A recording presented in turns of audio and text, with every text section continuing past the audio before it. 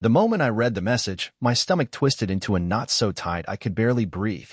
Last night was incredible. Can't stop thinking about you. The words glared at me from Emily's phone screen like a neon sign spelling out betrayal. My hands shook, a cold wave of disbelief washing over me. It wasn't just the message. It was the way she had been acting for weeks, more distant, always glued to her phone, fake smiles plastered over whatever guilt she wasn't willing to admit. I had ignored the warning signs, convinced myself that I was overthinking. Now, reality slapped me so hard I could barely stand. I looked at her, sprawled across the bed, completely oblivious, her breathing slow and steady. The woman who once promised me forever, now whispering sweet nothings to someone else behind my back. My jaw clenched as I scrolled up, reading the rest of their conversation. It wasn't just once. It wasn't a mistake. It was a full-blown affair. The pieces of the puzzle fell into place. The sudden girls' nights, the extra effort she put into her appearance but never for me, the late-night giggles when she thought I was asleep. And now, the proof in my hands, burning through my skin. She had asked me, no, begged me to open our marriage. Got down on her knees, tears in her eyes, saying she just needed freedom, that she was still deeply in love with me but wanted new experiences. I had refused. Firmly. Clearly. And she had nodded, pretended to understand. But here she was, doing it anyway, without my permission, without even the decency of honesty. Rage boiled under my skin. Not just because she cheated. Because she lied. Because she manipulated. Because she had looked me in the eyes and still chose betrayal. I had a choice to make, wake her up and demand answers, or walk away silently, gather my thoughts, and strike when she least expected it. For now, I chose the latter. I put her phone back carefully, exactly as it was. Took a deep breath. This wasn't over. It was just beginning. Morning came, and Emily stretched lazily beside me, completely unaware that I knew everything. My mind was a war zone, but my face remained neutral. If she sensed even a hint of suspicion, she'd start damage control, twist the truth, cry, manipulate. No, she wasn't getting that chance. Morning, she murmured, kissing my cheek as if she weren't stabbing me in the back. You were up early. Yeah, couldn't sleep. I smiled, forcing myself to sound normal. Busy day ahead. I had a plan. The first step? Information. I went about the morning like nothing had changed, but every word she said, every move she made, I studied it through a new lens. Her phone was practically glued to her hand, a small, satisfied smile appearing every now and then. Thinking of him, no doubt. Got any plans today? I asked casually over breakfast. She hesitated, just for a second, but I caught it. Oh, just running errands. Might grab lunch with Sarah. Lie. Sarah was married with 2 kids, and the last time she went out for lunch with Emily was 6 months ago. But I nodded like an idiot, pretending to believe her. I had already taken the day off work. While she was out, running errands, I'd be running my own investigation. I needed to know who he was, how long this had been going on, and exactly how deep this betrayal went. As soon as she left, I got to work. First, I checked our shared phone records. The number she'd been texting the most wasn't saved under a name typical. But a quick reverse search gave me what I needed. Derek Miller. The name hit me like a sledgehammer. Not a stranger. Not some mystery man. My coworker. I sat back in my chair, gripping my phone so hard my knuckles turned white. Of all people, she had picked him? Derek wasn't just any coworker. He was the guy who always had something smug to say, who laughed too hard at his own jokes, who made every conversation about himself. And now, apparently, he was sleeping with my wife. I wanted to drive to his house and beat the smugness off his face. But I had to be smart. Rash decisions would only give them the upper hand.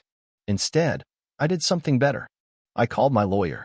Jason, how fast can we file for divorce? A pause. That depends. What happened? My wife is cheating on me. I have proof. I want this over with, and I want to make sure she gets nothing. Jason exhaled. All right, let's do this right. Don't confront her yet. Gather everything, texts, call logs, any bank transactions that look suspicious. The more you have, the better leverage you'll get in court. He was right. I needed more. So I kept digging. By noon, I had another idea. We had security cameras outside the house, but I never paid much attention to them. Logging into the system, I scrolled through the footage from the past few weeks. And there it was. A black SUV pulling into our driveway. A man stepping out. Derek. The timestamps told the real story. The nights Emily claimed she was out with friends. She was here. With him. Every clip fueled my rage, but I forced myself to stay calm. I wasn't just watching evidence of my wife's betrayal, I was watching my ticket to obliterating her in divorce court. I transferred the footage to a hard drive and texted Jason. Got something solid. When can we meet? Tomorrow. Don't tip her off yet. Not a problem. I had other plans for tonight. Emily got home late, her hair a little too perfect, her perfume a little too strong. She smiled at me like nothing was wrong. Hey, babe. Long day? I played along. Yeah, you. She shrugged. Same old. Liar. I had to fight the urge to throw the evidence in her face. But patience was key. I wanted her to dig her own grave. So I asked the perfect question. You up for a date night this weekend? She blinked, caught off guard. Oh. Sure. What were you thinking? I leaned in, smiling. Something special.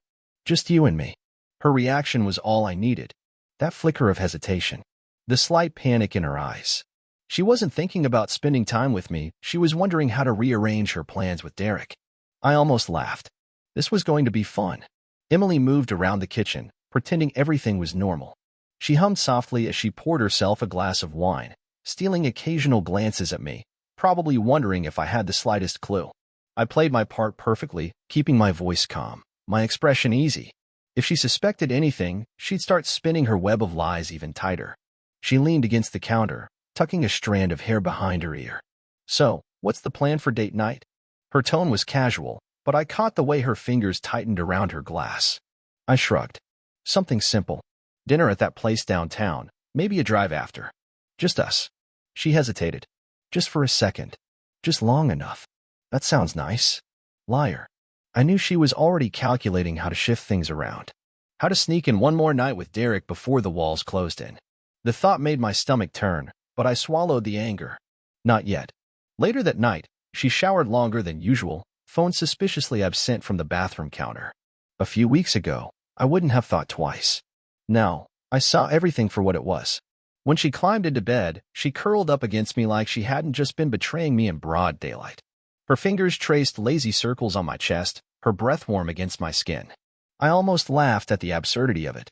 She still thought she had me fooled. The next morning, I woke before her. A plan was already forming in my mind, a way to turn her own deception against her. Her phone lay on the nightstand, screen dark. I had been careful not to mess with it too much. She'd notice if something fell off, but I didn't need to touch it this time. I already had the most important piece of the puzzle, Derek's number. Slipping out of bed, I grabbed my own phone and fired off a quick message to Jason, my lawyer. Let's move fast. I want this handled before she even knows what's happening. His response came almost instantly. Understood. Meet me in 2 hours. Perfect. By the time Emily stirred, stretching lazily under the covers, I was already dressed. She blinked up at me, feigning innocence. You're up early. Busy day. I kissed her forehead, pretending everything was the same. I'll see you tonight? She smiled, but I saw the calculation behind it. Of course. I left the house without looking back. Jason was waiting when I arrived, files already spread across his desk. He gestured for me to sit, getting straight to the point. You have more than enough evidence, he said, flipping through pages of phone records, call logs, and financial statements. Text messages, footage, even timeline inconsistencies. She's done. That wasn't enough for me. I didn't just want out. I wanted to make sure she didn't walk away with a single thing. What's my best option? Jason tapped a pen against the desk. If we file now, serve her the papers before she even sees it coming, and push for infidelity clauses, she'll have nothing to stand on. No alimony, no assets beyond what she brought into the marriage. You'll walk away clean. I leaned back in my chair, considering. How soon can we make it happen? Tonight, if you want. A slow, grim satisfaction settled in my chest. Perfect. I signed the paperwork without hesitation. By the time I walked out of Jason's office, everything was in motion. The hours passed slowly, but I forced myself to stay patient. Emily thought she was still in control, thought she had the luxury of choice. She had no idea her entire world was about to collapse. Evening came, and I arrived home right on time. She was already dressed, looking effortlessly put together. The scent of expensive perfume clung to her skin, but I recognized it for what it was. A mask. Ready? I asked, offering her the same easy smile I had worn for weeks. She nodded, looping her arm through mine. If she noticed the way my grip tightened slightly, she didn't mention it. The restaurant was quiet when we arrived, dim lighting casting soft shadows across the tables. Emily ordered her usual, a glass of white wine, light on the ice. I watched her, studying every movement, every twitch of her lips. She thought she had this under control, that she could juggle two lives without consequence. I almost felt sorry for her. Almost. Halfway through dinner, my phone buzzed. A single text. She's been served. I set my glass down, the weight of the moment sinking in. Emily didn't notice at first, too busy scrolling through her phone when she thought I wasn't looking. Then, her own phone vibrated. She glanced at it, expression casual, until she saw what was on the screen. Her body stiffened. Her fingers tightened around the device. She read the message once, twice. Then her head snapped up, eyes wide with disbelief. What the hell is this? Her voice was sharp, demanding, but I only leaned back in my chair, finally letting my mask slip. You tell me, I said, voice calm, almost amused. Seems pretty clear to me. Her mouth opened, closed. Panic flickered across her face, raw and unfiltered. You can't be serious. I arched a brow. Oh, I'm dead serious. The color drained from her face. She glanced around as if searching for an escape, but there was none. Not this time. You don't understand, she tried, her voice slipping into that familiar, manipulative softness. I can explain. I tilted my head, watching her squirm. Go ahead. I could use a good laugh. Her lips parted, but no words came out. For the first time, Emily had nothing to say. And for the first time, I was the one who had already won. Emily stared at the divorce papers as if they were written in a foreign language. Her fingers trembled around the edges of the document, her mind desperately searching for a way out. I could see it happening in real time, her carefully constructed lies collapsing, the panic setting in. This isn't real, she whispered, more to herself than to me. I let her sit with it for a moment, let her drown in the consequences of her own betrayal. Then I leaned forward, resting my elbows on the table. Oh, it's very real. You've been served, Emily. This is happening. Her gaze snapped to mine, eyes wild, searching for something. Remorse? Weakness? Anything she could sink her claws into. She started, but nothing came out. She was stuck, and for the first time in our marriage, she had no control. A deep, twisted satisfaction settled in my chest. This was what she deserved. She sucked in a shaky breath, shaking her head. No, you're not thinking straight. We need to talk about this. I let out a short, humorless laugh. Talk? Now you want to talk? Where was that energy when you were sneaking around with Derek? Her face paled. It's not what you think. I slammed my glass onto the table, the sound echoing through the restaurant. She flinched. Don't you dare sit there and lie to me, Emily. I know everything. Her lips parted, the gears in her head spinning wildly, but before she could spit out another excuse, I reached into my pocket and pulled out my phone. With a few taps, I brought up the security footage. The black SUV. Derek stepping out of it. The timestamps. I turned the screen toward her. Explain this then. She went completely still, the blood draining from her face. Checkmate. Her mouth opened and closed like a fish gasping for air, eyes darting around the room as if looking for an escape. She had nothing. No way out. Finally, she swallowed hard and forced herself to speak. I made a mistake. I laughed again, shaking my head. A mistake? No, Emily. A mistake is forgetting an anniversary. A mistake is spilling coffee on your shirt. What you did, that was a choice. Over and over again. Her jaw clenched, her breathing ragged. Then, in an instant, her entire demeanor changed. The desperation vanished, replaced by something colder. You know what? She snapped, shoving the papers back toward me. Fine. I cheated. So what? Maybe if you weren't so damn boring, I wouldn't have had to. I blinked, taken aback for only a second before a slow smirk pulled at my lips. There she is. The real Emily. She scoffed, crossing her arms. Oh, don't act all high and mighty. What? You think you're some perfect husband? Please. You were predictable, dull. I wanted more. I nodded slowly, pretending to consider her words.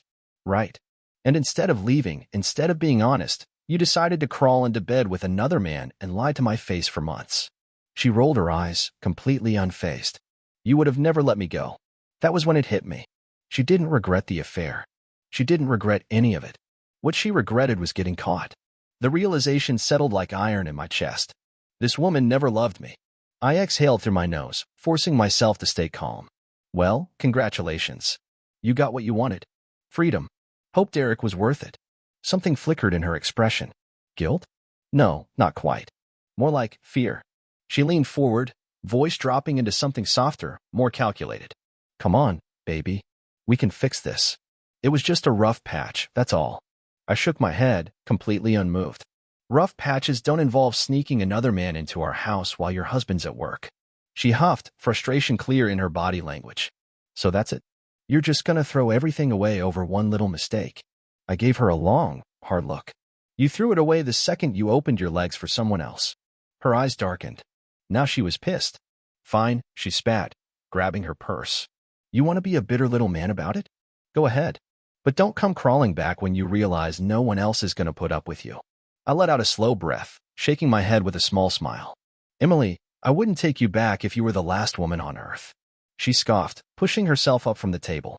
You'll regret this. I leaned back in my chair, watching her with amusement. No, Emily.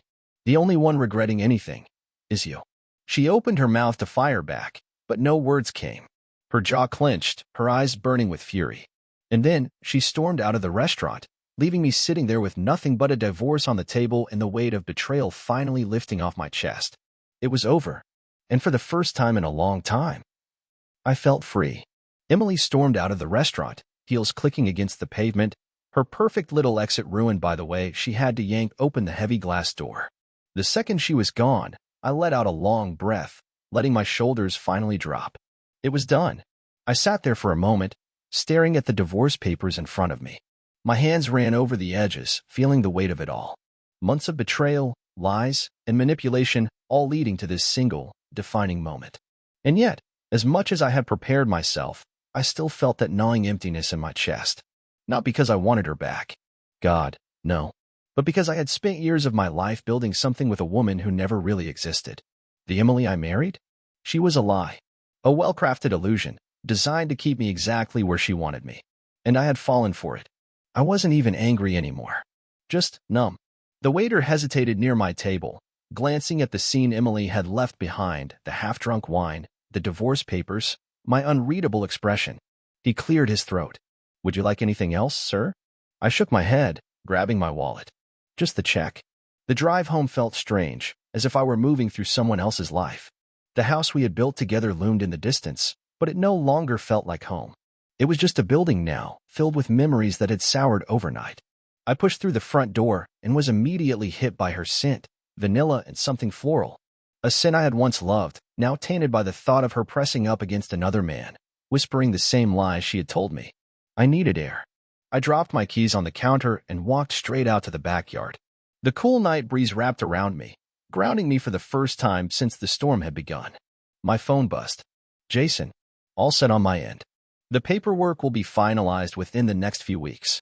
She won't see a dime. I let out a breath. Good. Another buzz. A different name this time. Emily. I stared at the screen, debating whether to ignore it. But then I thought about how she had looked at me tonight, first with panic, then with anger, then with something close to fear. She wasn't done yet. I swiped to answer. What do you want? Silence. Just her breathing on the other end. Then, you can't do this to me. I closed my eyes, shaking my head. I already did, Emily. More silence. Then her voice sharpened, her true colors bleeding through. You're ruining my life. I laughed. Actually laughed. Oh, that's rich. You did that all on your own. She scoffed. You really think you're going to be fine without me? You need me, Adam. The audacity of this woman. I exhaled slowly, forcing my voice to stay level. The only thing I need right now is to get as far away from you as possible. A bitter pause. Then, her voice dropped into something softer. Baby, come on. We don't have to do this. I made a mistake, but we can fix it. I clenched my jaw. You didn't just make a mistake, Emily. You made a choice. And you made it over and over again. Her breath hitched, and for a second, I thought she might actually apologize. But then, you think you're so much better than me, don't you? She snapped. Like you never did anything wrong. Like you're some perfect little husband. Newsflash, Adam, you were boring. I smirked, shaking my head. And yet, somehow, you still managed to lose me. A sharp inhale. She hadn't expected that. You'll regret this, she hissed. I sighed, rubbing my temple. Emily, you're just repeating yourself at this point. Call Derek if you need someone to listen. Then, before she could spit out another empty threat, I hung up. The next few days were a blur. Emily went from denial to anger to bargaining, cycling through each phase like a desperate gambler on a losing streak.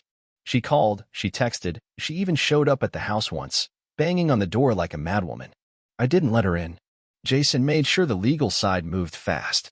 Within days, her name was removed from joint accounts. Credit cards frozen.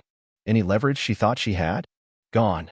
Then, one evening, as I sat in the living room sipping a beer, my phone buzzed again. A text from an unknown number. Dude, you need to see this. Check Facebook. Emily's losing it. My stomach twisted, but I opened the app anyway. And there it was. A long, dramatic post from Emily, spinning the most ridiculous version of events I had ever seen. She painted herself as the heartbroken wife, the victim of an unforgiving husband who abandoned her over one mistake. She wrote about how marriage is about working through problems, not running away from them, and how she never stopped loving him. The kicker? The comments.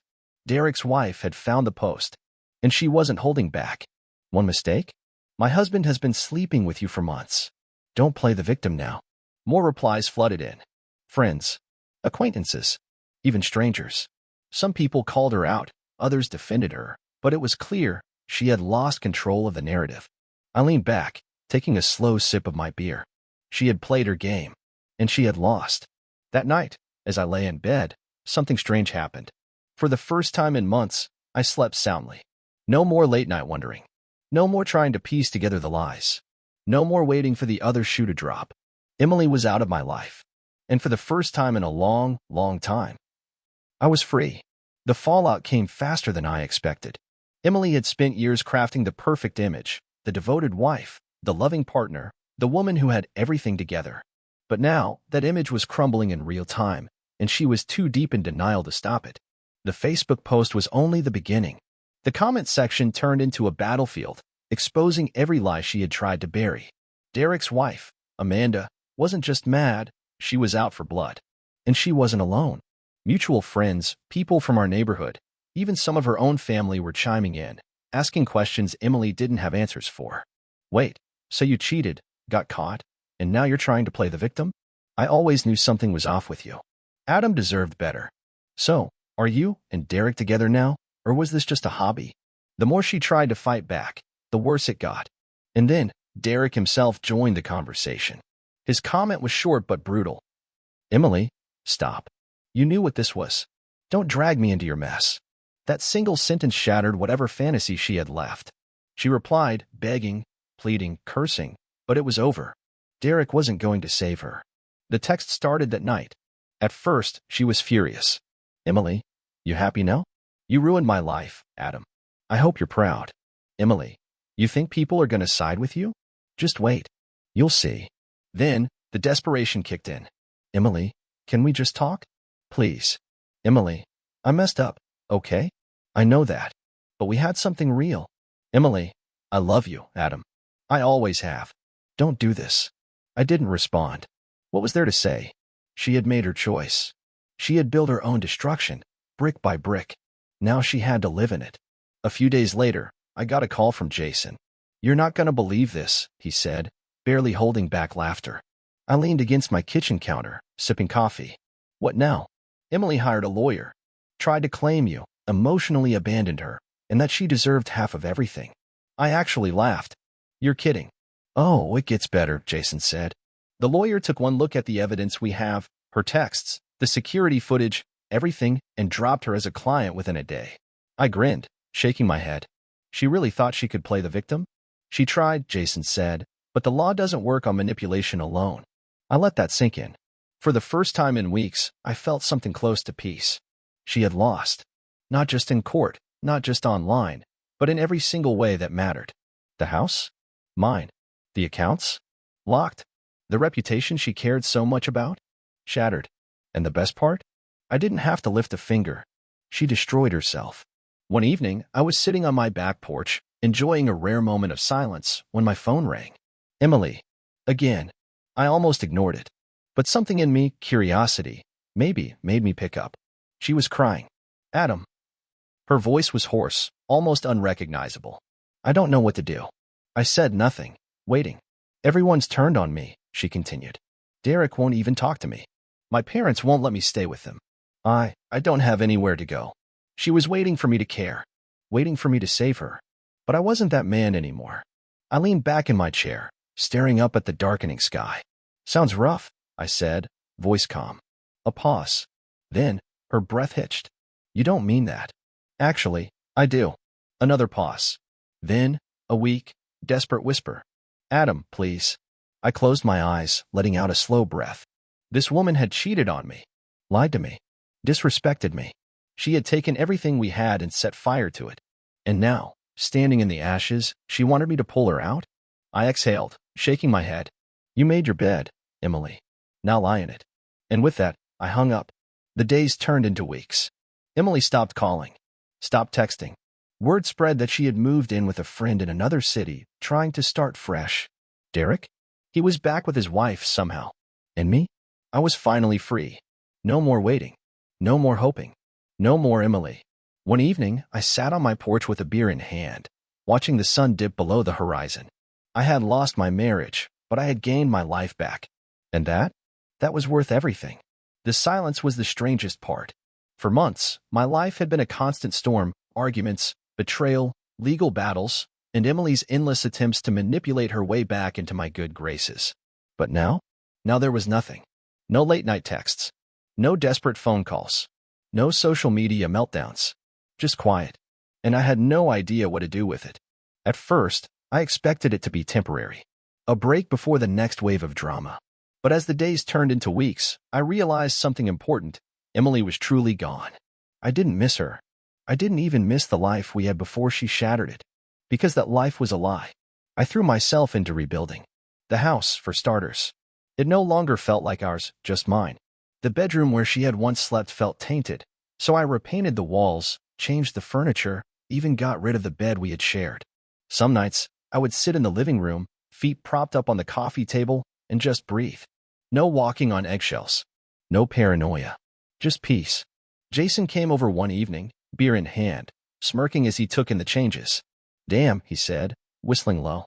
It's like you're erasing her from existence. I chuckled, taking a sip of my drink. That's the goal. He sank onto the couch, stretching out. So, what's next? You dating again, or still enjoying the free man lifestyle? I thought about that for a second. Women had started showing interest again. Old friends, casual acquaintances, hell, even a few women who had always been just a little too friendly when I was married. But the idea of jumping into something new? It didn't sit right. I think I just want to enjoy my own space for a while, I admitted. Jason nodded, raising his beer. To freedom, then. We clinked bottles, and for the first time in what felt like forever, I smiled. Then came the final nail in Emily's coffin. A mutual friend, Sarah, texted me out of the blue. Sarah, hey, I know you don't care, but thought you should see this. Attached was a screenshot of a post from Emily's brand new Facebook account. I almost ignored it, but curiosity got the best of me. I clicked, and I laughed. She had completely rewritten history. According to Emily, she had been trapped in a loveless marriage and had made a mistake out of loneliness. She had lost everything, but was now working on herself, healing, and finding happiness again. The best part? She was offering relationship coaching for women who wanted to reignite the spark in their marriages. Jason nearly choked on his beer when I showed him. Oh, you have got to be kidding me. I shook my head, amused. She's actually trying to profit off of her own stupidity. Well, Jason said, smirking, at least she's consistent. I didn't bother responding to Sarah's message. Emily was someone else's problem now. And for the first time, I felt sorry for whoever fell for her next. One evening, months after the divorce was finalized, I found myself sitting at a quiet bar, nursing a whiskey, when a woman slid onto the stool next to me. She wasn't Emily. She wasn't anything like Emily. No fake sweetness, no forced charm. Just genuine confidence. She glanced at my drink, then at me. Rough night? I chuckled. Actually, no. Just enjoying the moment. She smiled. That's rare. We talked. Nothing deep, nothing complicated. Just conversation. And as the night went on, I realized something. I wasn't thinking about Emily. Not once. I wasn't bitter. I wasn't angry. I wasn't weighed down by what she had done. I had one. Not in some petty, revenge-fueled way. Not because she had lost everything. but because I had survived, because I had moved on, because I was finally, truly free. Months had passed, but the feeling of freedom still felt fresh. Every morning, I woke up in a house that was truly mine. No lingering tension, no second-guessing my every move, no underlying stress gnawing at the back of my mind. It was peaceful. And yet, there was one final loose end. Emily. No, she wasn't trying to contact me anymore, at least, not directly. But her attempts to rebuild her life had made their way back to me through mutual friends. Her so-called relationship coaching gig was a disaster. No one took her seriously. Women who had once admired her saw right through the act. You can't preach about saving marriages when you're the reason yours fell apart. She had moved into a tiny apartment, far from the fancy lifestyle she had once insisted she deserved. Word was, Derek had officially cut ties with her, leaving her with no backup plan. A few people even claimed she was trying to date again, but it wasn't going well. Men saw the drama trailing behind her like a dark cloud, and no one wanted to get caught in it. She was spiraling. And for some reason, I couldn't help but feel nothing. Not satisfaction. Not pity. Just nothing. She was finally dealing with the consequences of her own choices. And I was no longer part of the equation. One evening, I was out with Jason at our usual bar, just enjoying the night. The place was busy, laughter and conversation filling the air. Then, suddenly, I saw her. Emily. She was standing near the entrance, looking around, as if searching for someone. For a split second, I wondered if she had come here for me. But then I saw it, the nervous energy in the way she shifted her weight, the way she checked her phone every few seconds. She wasn't here for me. She was on a date. Jason saw her, too. He nudged me. Well, look who decided to crawl out of her hole. I chuckled, shaking my head. Let her be. She's not my problem anymore. But then her date arrived. And I almost laughed out loud. It was some middle-aged guy, balding, wearing an ill-fitting suit like he had come straight from a boring office job. He looked average, at best. Now, I'm not the type to judge people based on looks. But this was Emily, a woman who had always prided herself on being out of everyone's league, who had cheated on me with Derek because she thought she could do better. And now? She was settling for whatever she could get. Jason leaned closer, whispering, Man, I bet she's dying inside right now. I smirked. Probably. A year ago, seeing her with another man would have crushed me. Now, I didn't care. She could be with whoever she wanted. It wouldn't change the fact that she had lost the best thing she ever had. And deep down, I knew she knew it. As the night went on, I barely thought about her. I was too busy enjoying my life. I had started seeing someone, not in a serious way, but in a genuine, no-pressure kind of way. Her name was Olivia, and she was nothing like Emily. No mind games. No manipulation. Just easy. We laughed. We talked. And for the first time in a long time, I felt like myself. At one point, Jason raised his glass to me. To survival. I grinned. To better days. We clinked glasses, and as I took a sip, I realized this was it. The final chapter. I had been through hell. I had lost everything, only to build something so much better. And now, as I looked around at the people who actually mattered, the ones who had stood by me, who had supported me, I knew one thing for sure. I had won. Not out of revenge. Not out of spite. But because I had taken back my life. And that was the greatest victory of all.